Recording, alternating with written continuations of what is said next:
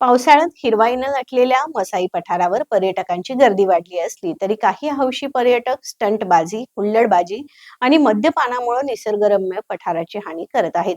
त्यामुळे जैवविविधतेला धोका निर्माण झाला आहे. यावर नियंत्रण आणण्यासाठी शाहूवाडी विभागाच्या निर्भया पथकानं पठारावर कारवाईची मोहीम सुरू केली आहे.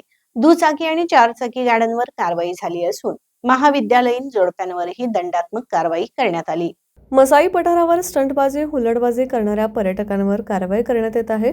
उपविभागीय पोलीस अधिकारी आप्पासाहेब पवार यांनी स्वतः भेट देऊन कारवाईचा आढावा घेतला. त्यांच्या मार्गदर्शनाखाली पोलीस उपनिरीक्षक अमित पाटील, महिला हवालदार नेहा पाटील, अंमलदार रमेश खोपकर, अमोल भोसले, धनाजी सुतार यांनी पेट्रोलिंग करून 25 जणांवर गुन्हे नोंदवले. संबंधितांना समुपदेशनही करण्यात आलं. स्टंटबाज पर्यटकांच्या निष्काळजी कृत्यांमुळे पठारावरील रंगबिरंगी फुलं तुडवली जात आहेत. त्यामुळे निसर्ग सौंदर्याचं नुकसान होत आहे.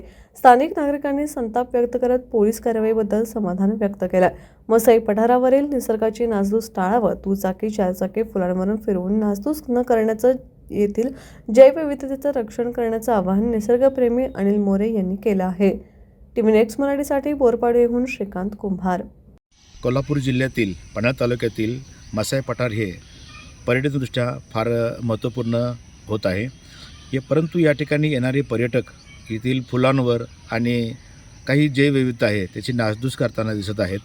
मी सर्व पर्यटकांना विनंती करेन की त्यांच्या ज्या दुचाक्या आहेत, चारचाक्या आहेत, या फुलांवर किंवा जैवविविधतेवर आपण त्यांचा नासधूस करू नये.